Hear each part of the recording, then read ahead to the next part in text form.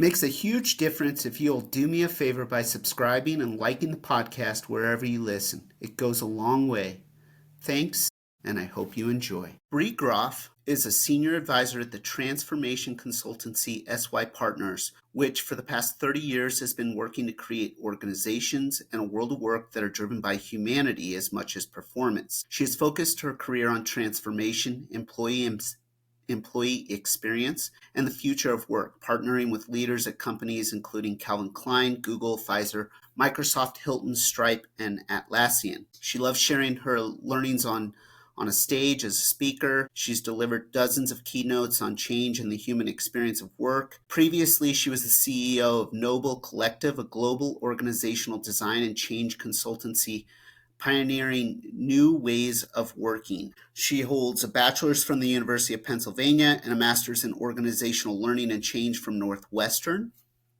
And in her book, she talks about how work isn't working and that work isn't everything and that we don't need to be stressed out and overwhelmed by work. That work can be fun. It can be a source of joy. It doesn't have to be grim. It doesn't have to be our only sense of fulfillment in life. And she talks about how we can design a living and a life that we enjoy and love. And we have a great conversation. She shares her philosophy about work and life. And her book is titled Today Was Fun, a book about work seriously. And you can find it Amazon and your different book publishing places, your independent bookstores. And you can find out more about Bree at breegroff.com. And I hope you enjoy. All right, Bree, welcome to the Wisdom of Life. Thank you, Chad. Thanks for having me. Yeah, and your cat. Yeah. Yeah, it's the whole gang is here. Yeah, if they want to chime in, a couple meows, we can They we can might. make that happen. Where I want to start is like, why do we accept the premise that like work should suck? It should be, you talk about in your book, like extractive, right? Drawing out of us, and that it should like overtake our life. Like we shouldn't be building a life. Like, why do we accept that premise as people, adults in the workplace? Yeah, well, first of all, I think we shouldn't. But your question is a good one. Why do we? And I think it's because it's the notion that employees are inputs into a business, like literally human resources, is such a common, prevalent, and sometimes you can like the only paradigm we can think of when it comes to humans' role in work. So if I think about the sort of like the traditional structure of a business uses resources. They acquire resources, human resources, other capital resources. They extract the most possible out of those resources while paying as little as possible. And then out comes some product or service, which they acquire some money through. That's just the basics of how a business works. A lot of times, like I think people don't bat an eye at that. Like, yeah, of course, that's how a business works. But then when we think about what businesses are incentivized to do with their resources, they're incentivized to extract them to the fullest extent possible. So if we, the humans, are the resource, we are therefore, we have this mental model that we're being extracted, or that any business is going to try and get you to overwork and pay you as little as possible. So I think there's just this common belief that you hear these tropes. Work is called work for a reason.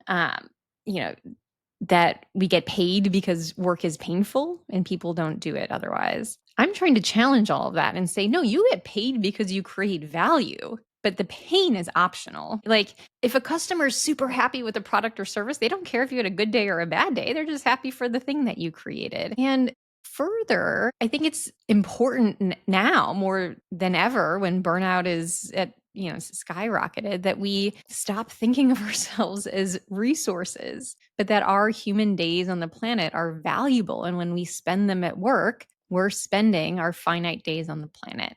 So I'm trying to correct this narrative and make it acceptable and celebrated to say my pleasure and fun at work, that matters and it's worth taking seriously. Yeah. And what happens when we start challenging that paradigm of that work should suck, right?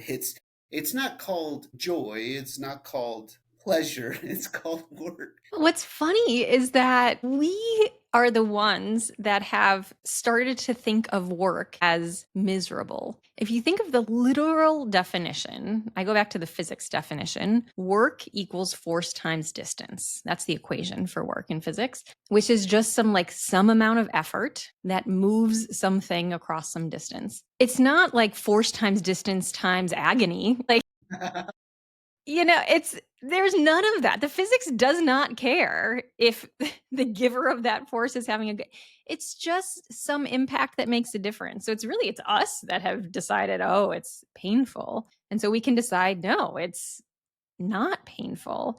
And I think when we start to do that, when we start to believe that our days have value, that we get paid because we create value and not because it's painful, then we start to open our eyes to, oh, well, what would my working day look like if I expected it to be fun? Well, okay, well, maybe instead of just sitting hunched over a desk for 8 hours in my fluorescent lighting, maybe I'm going to say, like, hey, coworker, do you want to go work from a park bench with some lattes for an hour? Your work gets done either way, but it's a different framing. And I think when we expect more of our working days, we actually find ways to make our working days more joyful. So is it like a process of or an experience of imagining a different way? Yeah, I think it's like one part confidence, one part imagination. I think the confidence has to come first. A lot of times, I think employees don't feel confident in a business paradigm that their experience matters. Like I wrote an article called "The Business Case for Employee Engagement Should Offend You." And I believe that when we only talk about employee experience as valuable because it improves productivity, or that rest is good for performance. It's like, no, rest is good because you're a human and you get to rest. Or that, like, oh, give people PTO because it'll drive retention. Well, sure. Or give people PTO because they have lives. So I'm trying to build the confidence in employees, in leaders, and consultants to say employee experience is valuable because human happiness is valuable. So there's some confidence building there. Once we accept the premise that I am more than the input to some business's bottom line, that my daily experiences matter, then it's a question of imagination. So it's like, okay, I believe it. I believe that I matter. What do I do? Yeah. And then it's a question of imagination. How can we make our work more fun? How can we prioritize our friendships at work? Not because friendship is good for business, but because friendship is good for our lives. Or you think about the show The Office. They were selling paper at Dunder Mifflin. There was no purpose or meaning. Like, that was the whole point. The point was the work was miserable, but working there was not, because they made their own fun. That was the choice every one of those employees made, was to enjoy the relationships, enjoy the days despite the work not being fun. And then even better, when we can figure out how to make the work itself fun, which I think stems from creativity, boldness, innovation. Like, all of those things are exciting. Oh, I'm making something new that's never been done before. We're going to try something in the market that is inherently fun. And so fun doesn't need to be relegated just to happy hours. Fun can be actually like part of the work that you're doing every day. Yeah. Do you think that's possible in all domains of work? Like all environments? Yeah, 1,000%. I mean, I've written so much about knowledge workers, but there's no reason why the barista at the coffee shop couldn't enjoy working with their friends and making latte art. There's no reason why, someone working in an ER, we, I fall back on the sitcoms always, but it's like the Grey's Anatomy or the ER. Those were such rich sitcoms. Not that life is dramas, not that life is TV, but because the relationships can carry so much. And there was so much interest in what they were doing every day. I don't know, you work in a steel mill, there's still a break room, right? Like, and also the way in which you find joy in your work does not have to be all the same. Like, you don't need to have purpose. You could have the people. You also don't need to have the people. You could just enjoy learning and growth. Or maybe you don't like the people or the work or learning or growth, but you actually, you really like the mentorship And I'm also I think it's fine to like I just really like the paycheck. I'd hope for a little bit more than that, but sometimes just the feeling of a good hard day's work where you've earned something for your family. There's just so many ways to find joy in our work that I have yet to think of a role or industry that where there couldn't be some degree, some thin slice of joy. Yeah, yeah, I like that. Like looking at it from these different perspectives, these different slices, right, of the pie, and not thinking that it has to be all or nothing. Right. Yeah. I when I think about my philosophy of work, I often think it's a third way, sandwiched between two extremes, where one extreme is work is called work for a reason, work is drudgery. And the other end of the spectrum, which is follow your passion and you'll never work a day in your life. Some people have that and like bravo, brava to you if you do, but also that's a super high bar and like a little bit stressful and not necessary. It's just not necessary to live a full, engaged, happy life to have work be your passion. I think the third way, the middle way, is work is just a nice way to spend our time on the planet. Work can be fun. It can be a nice thing to do during the day while we're hanging out with people we like on the planet. And then we go home and hang out with other people we like, hopefully friends and family. That's, I think, a more accessible and honest and also like really hopeful, joyful way to think about work, that it's one joy out of many in our lives. Yeah, yeah, for sure. Yeah, I like that word accessible because like you're talking about it's the other way it's like okay, that works for this small little thin percentage at the in this category, but like what about the rest of us, right? Mm-hmm. So, like, do you get what about like pushback? Do you get pushback on like when you go in and you're consulting with an organization, you're talking about this? Like, one, do you get pushback, and two, how do you work with that? Like, what's that look like? Yeah, I'll sometimes. So the most common reaction I will have that looks like pushback, especially seeing the cover of the book that I wrote that has an oversized neon smiley face on the front. Yeah.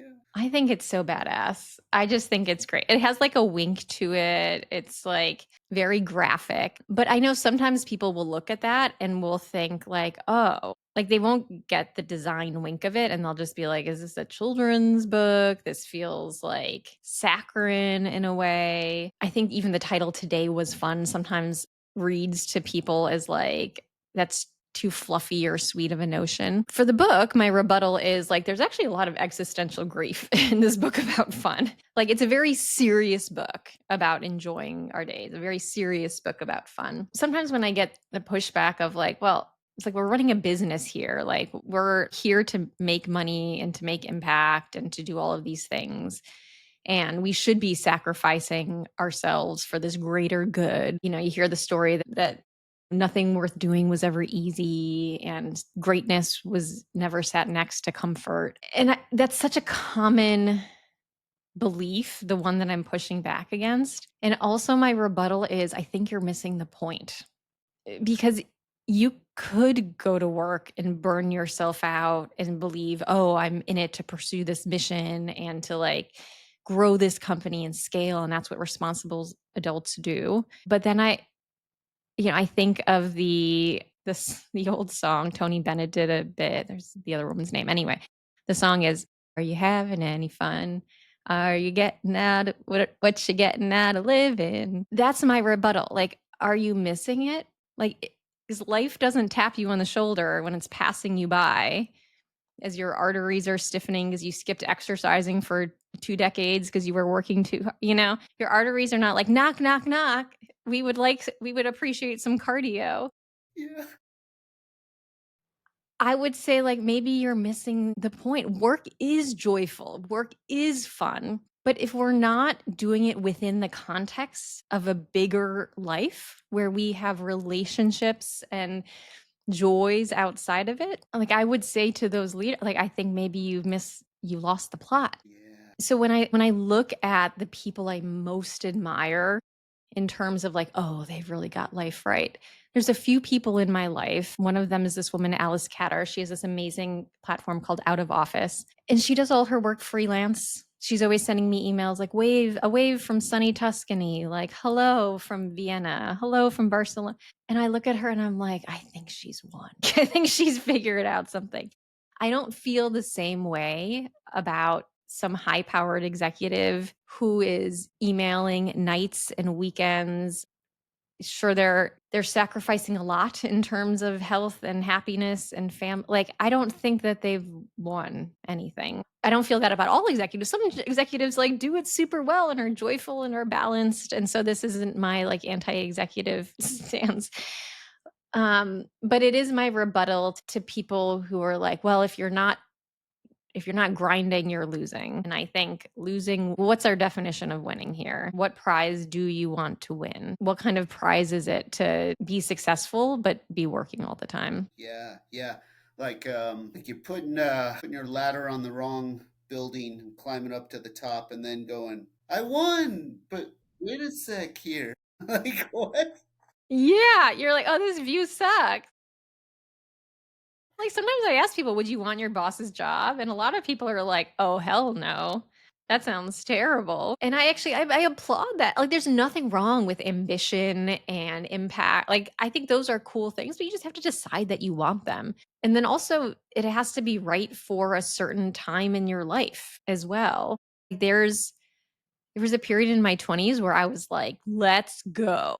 I was like, I didn't have a partner or kids. I was super excited about what I was working on and I could work 80 hours. There's other times in my life where I just feel like I'm fine being a meets expectations employee. And I don't think we often give ourselves that kind of like grace or elbow room to be able to really consciously think about what we want because the corporate world is just designed for ladders. Every boss would assume every direct report wants to be promoted. It would be weird to be like, oh, you don't want to, you're not trying to grow. We almost feel like we have to pretend that we want that even if we don't.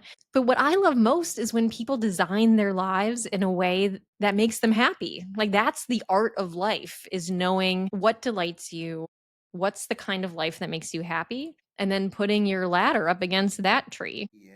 Whew, I like that. I like that image. Do you think we, like in the US or in the Western world, do you think we do a good job of that from a young age? Like, okay, let's think about life design and that tree of happiness, that tree of fulfillment, or are we more like, okay, what's going to help you be successful in a Yeah. sense? Or how do you think about that? Well, my first career was in education. So I spent many years as a teacher, as a head of innovation within a school. Yeah, we do a terrible job, a terrible job.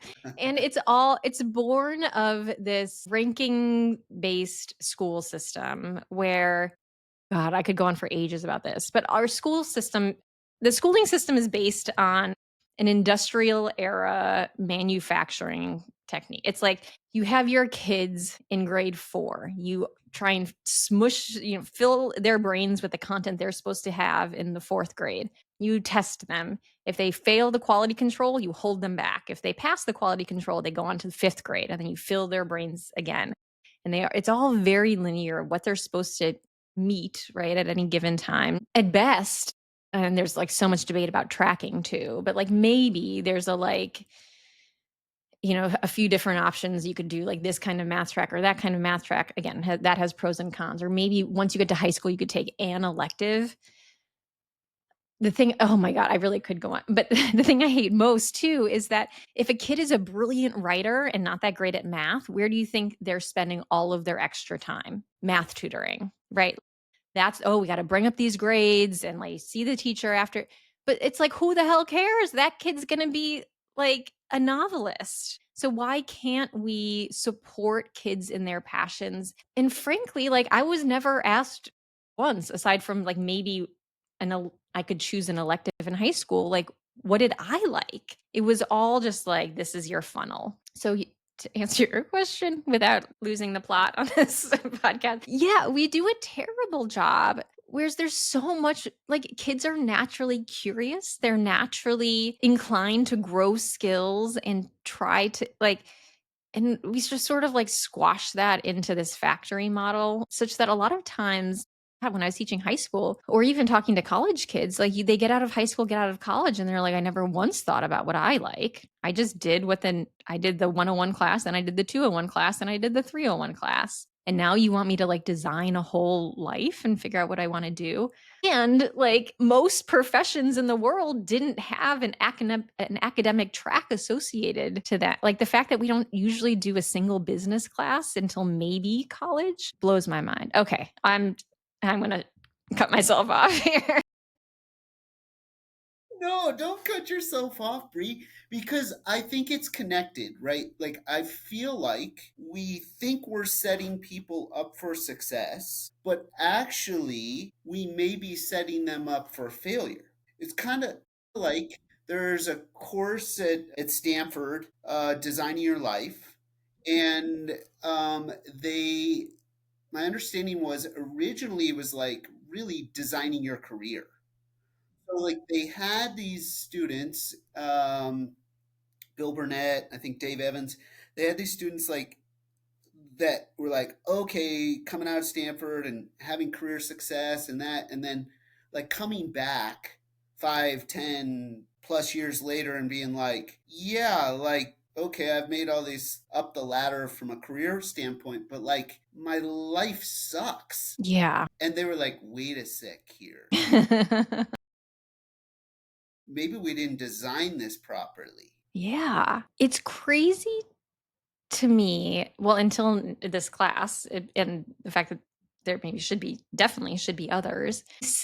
We skip the part, oh gosh, a few parts. We skip the part about knowing what makes you happy. We skip the part about really like, where, as I was talking about before, like giving people the confidence to prioritize their own satisfaction and pleasure and joy. We skip the part about teaching people how to collaborate. We sort of throw people in group projects once in a while, but it's crazy that almost everyone's going to need to collaborate in the working world. And yet we never talk about team design or any of those kinds of things. Like, so we skip the part about like, well, how do you make it joyful to work with other people? There's just so many foundational parts of what makes a happy career and life, to your point. Yeah, that we don't, I think it stems from a scarcity mindset, I think, of like, you want to have like a high paying career, a prestigious career. There's only a few of those jobs. You're up or out. We're trying to prepare you for that. But it's all to what end? And the number of people I know who have JDs and don't use them is a great example of like, ooh, that was an expensive, painful 3 years. And I'm glad you're onto something else. But yeah, we under prioritize human happiness, I think that's my blanket statement. Yeah,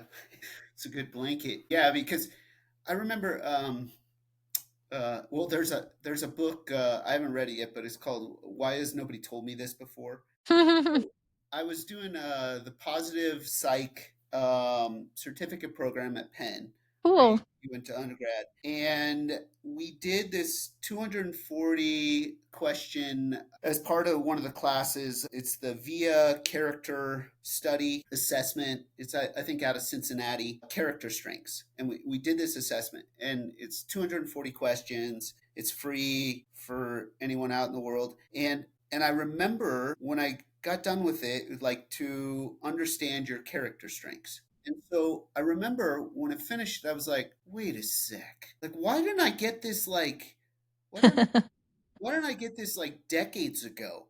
I'm Yeah. doing this out of my pure interest as at the time, like whatever, a 40-year old. And I'm like, Hmm. why didn't I get this as a 10-year-old or a 15-year-old? Or like, why has nobody told me this before? Why Yes. haven't I had the opportunity to learn this about myself before? Hmm. Instead of being so worried about being successful and achieving X, Y, or Z. Right. And you didn't ever get that like what are those strengths, but what you did get was probably at least a year of trigonometry, which I'm sure you use every day, Chad. Don't tell me I'm wrong. You are, yeah, yeah. Totally. You're wrong. I use it morning, evening, night, midday. Yes. It's like, Yeah. where are our priorities? Yeah, Yes. it, it blows my mind. Like if we think about the education system, K through university, one, it's designed to create PhD professors. That's the only like track that actually it's sort of designed for. It's like a research degree. Yeah. But people are, first of all, that's a very hard profession, but people generally aren't going that way. It also has looked the same. Education has looked the same for over 100 years. Like when I look at my daughter's curriculum, I'm like, oh, I did this same thing 30 years ago. Like the textbooks look the same, and nothing else in our world looks the same, right? Like everything else has innovated and evolved and changed, like a lot of it too fast, for my preferences, but education has not. It is generally the exact same curriculum, the exact same grading structures. Maybe those have evolved a little. The exact same, like, progress through the grades, the same testing system. Why has that not evolved alongside everything else? And so yeah, so then you have to go do a certificate program in your 40s to figure out something that should have maybe been part of the curriculum at 10 when kids are naturally trying to figure out like, who am I? What do I like? What are my strengths? Yeah, and how can I use them in my work, in my life, and not just the work, but like in your life? Because, like, for example, if you're not aware of a strength that you have, how do you access that strength with an intentional practice? It's kind of Mhm. like you have a tool in your tool belt, but you're not even aware it's there. Why would you ever pull it out and use it from an intentional standpoint? This reminds me, have you ever done the reflected best self exercise? Yes. So this is for anyone listening, it's like a registered trademark kind of thing. Like you can go look up the instructions. I did it in grad school. It's essentially you just like email like 10 friends to say some version of like, tell me what's great about me. So it's like a little bit awkward, or you like professional contacts, I guess largely, maybe also some friends. But I remember doing it, and one, feeling lovely, but two, feeling like, oh my God, is this who I am? Like this is like I had all these, is this how I make people feel? And like I had all these strengths I didn't know about. And like, thank God a grad school professor had us do this because it totally changed my view of myself, I guess, simply like the things that I could do for others in that capacity. So highly recommend. And yeah, why isn't that part of standard curriculum? Why do you have to get that, like, essentially wait for some performance review that's also muddled with negative feedback down the line? What were some of the things that surprised you, that feedback in that reflected best self exercise that you're like, huh, I didn't realize? Yeah, there was some bit about bravery, new ideas, imagination. It's funny to think back now because now I hold those traits as very dear to who I am.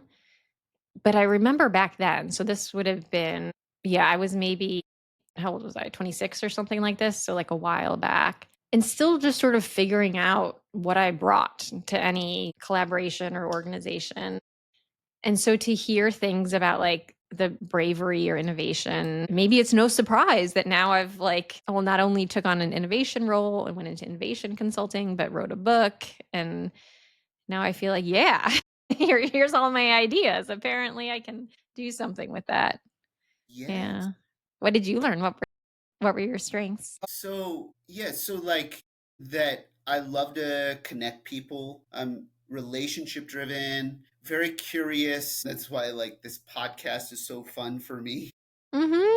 That, like, one of the things, yeah, that I didn't, that surprised me a little bit was like I helped to facilitate like that joy for people inside of a space, Aw. right? Like, and I was like, really? Like, it didn't, yeah, it was like a disconnect. Yeah. Yeah. I definitely want to like do it again though, because I think it would be interesting to like do at different stages of my life. Yeah. I think so. I mean, maybe that's another part of it too. It's we're allowed to change and grow as humans. And that's also what's beautiful about having different jobs, different roles, different careers. I mean, when I was 23, I was trying to be an actor in Los Angeles. That went terribly. But, now I get to speak on corporate stages. So, like, I still have a little bit of the performance art. But I was in education for a long time, and that was really fun. And then consulting was great. I thought about doing a PhD in psychology and ended up doing the master's program at Northwestern instead. But it's fun to be able to evolve. Some days I think, no, well, maybe in retirement, I'll just own a pottery shop or something like that. Like, a squiggly career is nice and it can evolve along with your strengths and interests as long as you can pay the bills okay. I love that as an alternative to the latter. And imagine, right, like going your entire life and never realizing that reflected best self, right? It's like, to me, that's such a waste of the potential. It's such a waste of the talents. It's such a waste of your gift to the world. But I think, and I'm curious what you think, I think that some people, that's their experience. Mm. And I feel like that's so sad. Yeah. I mean, one of the things that I care most about is changing the business organizational culture at large such that we don't have to wear our business masks to work. There is such a conformity, such a notion of what professionalism is that we try and fit in. We try and have the right strengths and masteries. We try and have the right personalities. We try and use the right jargon. All of that is very masking to our humanity and our vibrancy as different human beings. So I think it's very easy if you're working in a corporate culture in I say an operations role, like you sort of learn, here's how I'm going to make my work look like everybody else's work. I'm going to speak the way everyone else speaks. I'm going to try and go from manager to senior manager to director because that's sort of how it goes. That there's such a focus on safety and fitting in that we miss the part about being our brilliant selves and knowing what our reflected best self looks like. And it's a shame for the business, of course, because the business is not getting the most brilliance and vibrancy from those people. But it's more so a shame for the people feeling like we have to show up that way. When in reality, I find the most interesting, successful, magnetic people are the ones that dare to show a little bit of themselves at work. You don't have to show up naked or tell your life story every day, but a little bit of showing your own perspective and personality, coming with your unique strengths is like such a beautiful thing. And whenever I've done it, I've had people say to me, like, oh, you're so approachable. It made me feel more comfortable too. So I think we need to be able to do that for each other as Yeah. well. Yeah, because it's like do you feel like it's sending a signal of it's safe to do that here? Right. And psychological safety, as Amy Edmondson writes about, it's like when you do that, it's like shining a light that someone else, it's like, okay, Hmm. that's safe, right? It's like a trust factor.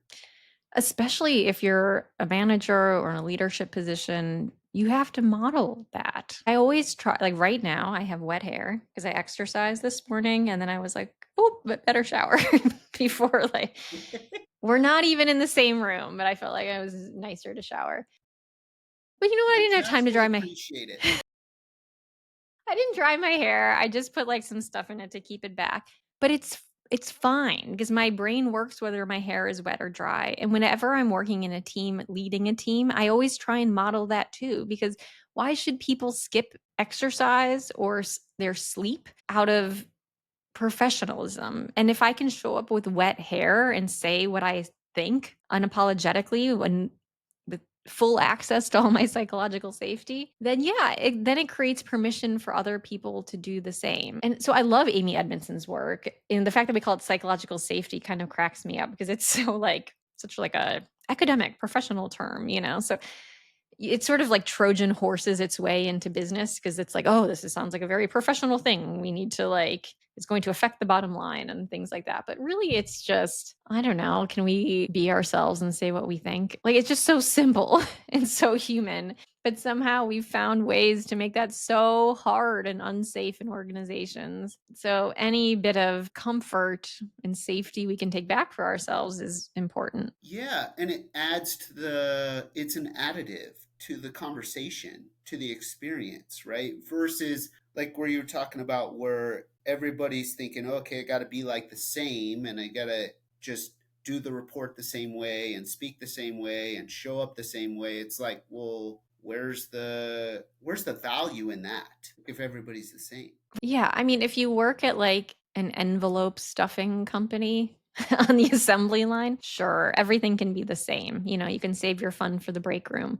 But that's usually not any role that I know of. It doesn't have to be all like design, innovation, creativity kind of thing. But like I've known many project managers who create like really brilliant creative project plans, and like that's where their brilliance go. Like there's any role you can bring your most interesting ideas. Like, ultimately that's what makes it fun. Like that's what gives us a little shot of adrenaline of like, ooh, I thought of this interesting thing. I wonder if it's going to work. What are other people going to think? Like you need some of that, like some of that risk, curiosity, adrenaline in order to make work fun. And so if we're not indulging ourselves with a little bit of that kind of play, even if it's like, I'm going to play with the colors on this spreadsheet, like start wherever you can start. But it's the precursor to enjoying yourself at work because now you're putting some of yourself into it.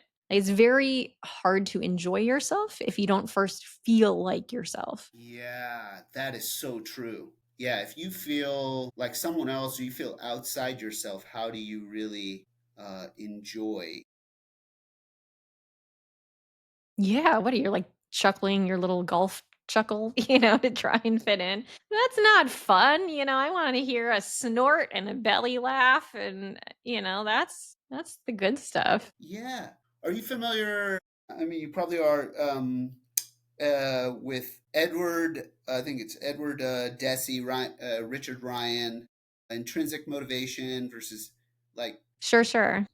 so it made me think about what you were just saying, it made me think about like we all want that sense of autonomy, right? That sense of like if you give for example, you give like a baby a bottle, Mhm.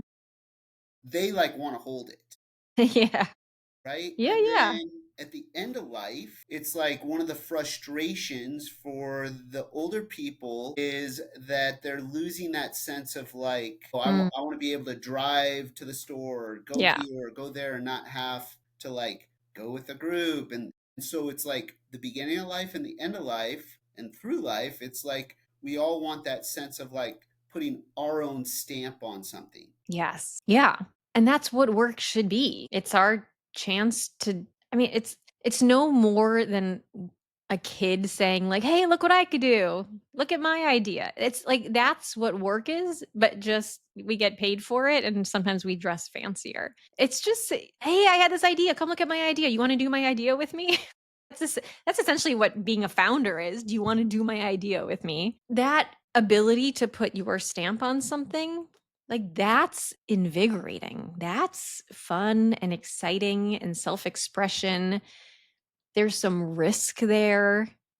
Hopefully not undue risk, but risk in an exciting way. It's honestly like pretty akin to dating. You imagine like the first date and you're like, how's this gonna go? Is it gonna, are we gonna have any chemistry? Is it gonna work well? Is it not gonna work well? Like, oh, it could go great or it could flop. And am I doing okay? Like that sort of energy that can exist in a platonic way at work and with your work. Like, is the idea going to work? Am I doing okay? Is it maybe it could actually be big? Are other people going to like it? Are other people in it with all those questions? Like, that kind of energy is what makes us feel alive.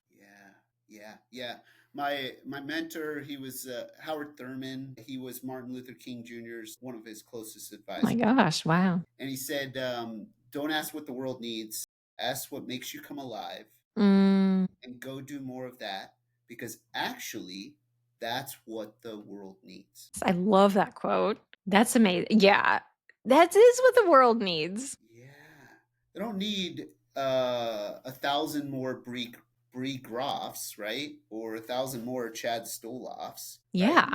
The world needs one of you being fully alive, and one of me being fully alive, and one of your child, and one of your, this, and right? Like that's what the world really needs. And it's freeing too, because for somebody, being a nurse is going to make them come alive. I don't have to love nursing. That person can love nursing. For somebody else, it's going to be architecture. So I don't have to pretend to like that.